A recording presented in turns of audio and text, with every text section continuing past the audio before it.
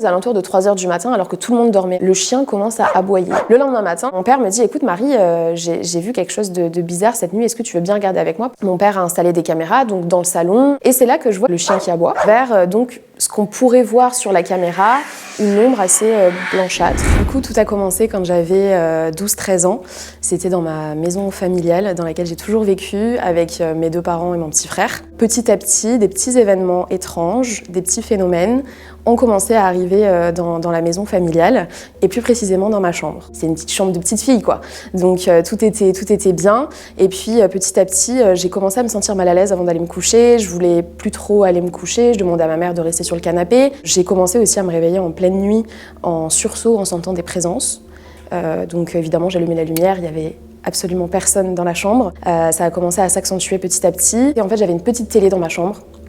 Une petite télé très ancienne. Cette télé a commencé à s'allumer toute seule au milieu de la nuit, à plusieurs reprises. Sauf que, étant donné qu'il n'y avait pas d'antenne, qu'il n'y avait rien, en fait ça grésillait. C'était ce truc vraiment hyper flippant, où il y a quelque chose de bizarre qui est en train de se passer. Donc j'ai commencé à en parler à ma mère, qui évidemment me rassurait, restait très terre à terre en me disant « Marie, c'est pas grave ». J'étais plus dans le déni parce que mes parents étaient derrière en train de me dire « Marie, c'est ton imagination, tu fais des cauchemars, c'est pas grave, ça peut arriver ». Et un soir, je suis allée me coucher, je commençais à rentrer un peu dans mon sommeil. Et j'ai entendu un coup dans le mur, mais un coup vraiment assez strident, vraiment un groupe comme si quelqu'un était en train de taper dans le mur. Mon lit était collé à mon mur de gauche, donc j'avais pas de pièce à côté de ma chambre. Sauf qu'effectivement, derrière, il y a mon jardin. Donc c'est vrai qu'à ce moment-là, je me suis dit encore une fois, c'est une coïncidence. Et puis, en fait, les jours qui ont suivi, ça s'est réitéré à la même heure, tous les soirs, pendant plus d'1 semaine. Moi, je sais que mes parents, ils allaient me coucher aux alentours de 23h tous les soirs. Et tous les soirs, à minuit, j'entendais ce boom dans mon mur. J'ai commencé du coup à aller voir mes parents pour leur dire « Écoutez, là, ça commence à être étrange ». Jusqu'au jour où il s'est vraiment passé un petit peu la goutte de trop, si je puis dire. Je sais plus trop quelle heure il était, mais je pense aux alentours de 2h, 3h du matin. J'étais du coup en train de dormir en pleine nuit. Et donc, à côté de mon lit, j'avais le mur qui donnait au jardin. Et derrière moi, j'avais du coup un grand, ce qu'on appelle un KZ, plein de petits tiroirs avec tous mes habits. J'entends un énorme bruit, mais vraiment un énorme bruit qui a fait résonner toute la maison.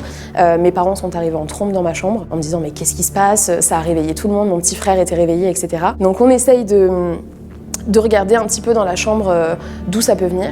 Ma mère ouvre par hasard justement ce KZ pour regarder ce qui se passe à l'intérieur. Et là, on s'aperçoit qu'en fait, tous mes tiroirs, donc les 5 tiroirs, ils étaient tous tombés. Et alors qu'en plus de ça, la porte du KZ était complètement fermée. De plus, tout était fixé dans le mur. Chaque étagère était fixée individuellement dans le mur. Pendant plus d'1 mois, je n'ai plus dormi dans ma chambre. Je n'arrivais plus, en fait, à la tombée de la nuit, à rentrer dans ma chambre parce que c'était quelque chose qui me terrifiait. On n'en avait jamais vraiment reparlé avec mes parents. C'était un peu un sujet tabou. Petit à petit, c'est vrai que tout ce qui s'est passé dans ma chambre, c'est un petit peu estompé. Moi, j'ai grandi, je suis rentrée au collège. Et puis, donc mes parents ont divorcé. Mon père est resté du coup dans la maison familiale. Un soir, mon père me dit « Écoute Marie, je vais manger chez des amis, est-ce que tu veux venir avec nous, etc. » Je lui dis « Écoute, non, je veux bien rester à la maison. » Et il part du coup à sa soirée chez ses amis. Et je commence ma petite soirée tranquille, donc dans ma chambre, avec mon ordinateur. J'étais en Skype avec des copains à moi. Tout se passait bien, on passait une super soirée, on rigolait bien. Avant de partir, évidemment, mon père avait fermé toute la maison à clé.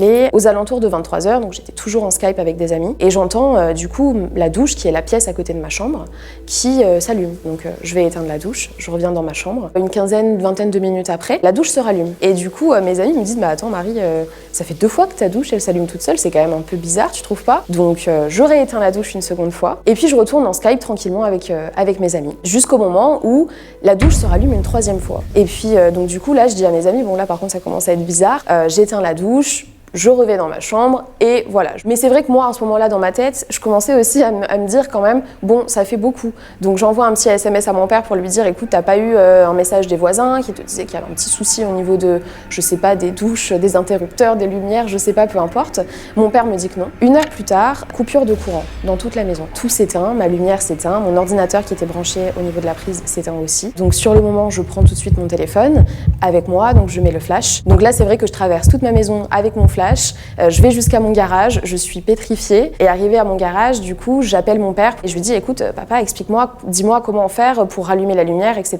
Mon père me dit à ce moment-là, tu touches tel ou tel bouton, ça va le faire. Donc je touche tout, ça se rallume. Donc je ne rallume pas mon ordi, je leur envoie un petit message pour leur dire que voilà, je vais me coucher, je préfère aller dormir. Et puis je commence petit à petit voilà, à somnoler jusqu'à ce que j'entende que ma douche se rallume. Et là, je commence vraiment à me dire, là par contre, ça me fait plus rire. Je suis toute seule, chez moi, j'ai 14 ans, tout est éteint.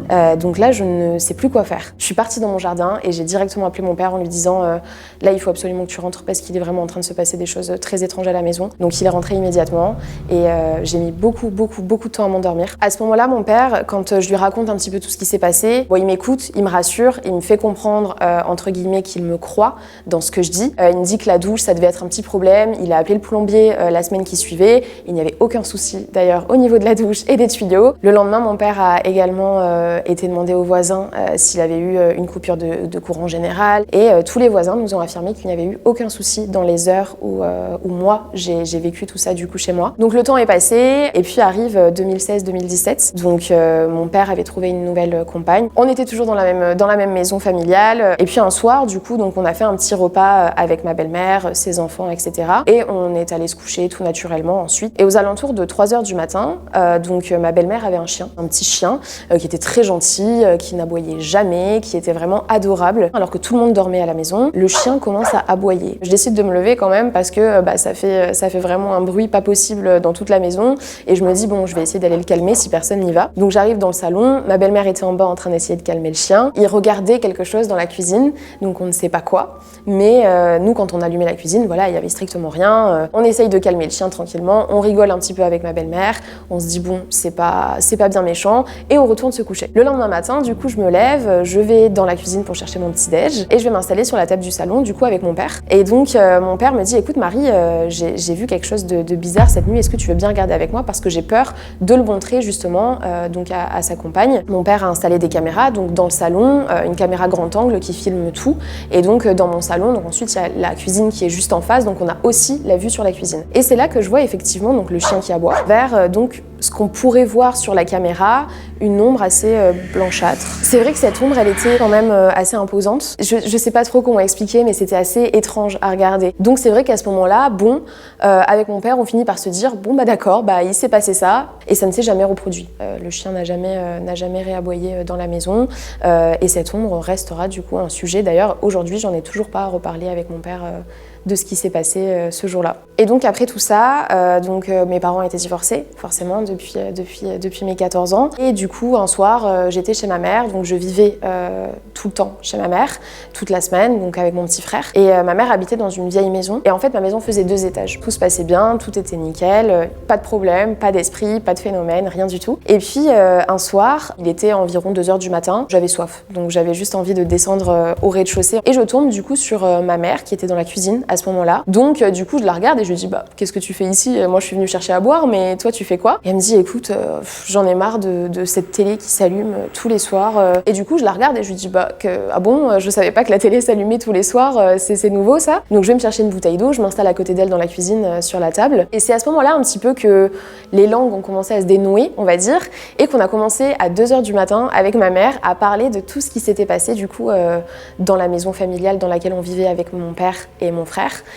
Donc quand j'avais 12 ans, toute cette histoire d'esprit, cette sensation de main, cette penderie qui tombe sans aucune raison. Et je lui dis, mais toi dans tout ça, qu'est-ce que t'en as pensé? Tu m'en as jamais parlé. Et c'est à ce moment-là du coup que elle commence à me dire, bah écoute, moi Marie, c'est vrai que dans cette maison, je me suis jamais vraiment sentie à l'aise. On n'était pas tout seul dans cette maison et je pense que du coup il est probable que le décès de mon grand-père soit lié à tout ça. Et c'est à ce moment-là que je lui ai dit, bah écoute, oui, effectivement, moi aussi j'y ai pensé. Est-ce que tu penses que ça peut être lié? Elle m'a dit, bah oui, totalement. Parce que tout ce qui s'est passé chronologiquement, c'est arrivé quelques mois après le décès de mon grand-père. Et c'est à ce moment-là que j'ai appris que ma mère, oui, était très intéressée par tout ça, qu'elle croyait énormément aux esprits et que, en fait, elle y a toujours cru, elle m'a toujours cru moi aussi. Donc oui, je me suis beaucoup sentie rassurée et libérée d'en parler avec elle. Ça a vraiment découlé comme si on devait en parler depuis des années et en fait, on l'avait jamais fait. Du coup, coup, après avoir du coup parlé de tout ça avec ma mère, vécu tout ça dans cette maison familiale, d'ailleurs, il ne s'est jamais rien repassé, mais c'est vrai que j'y passe beaucoup moins de temps qu'avant, donc c'est peut-être une raison aussi. Mais aujourd'hui, non, ma mère est persuadée que c'était mon grand-père, et moi, je reste un peu plus, je me laisse un petit peu, on va dire, le bénéfice du doute.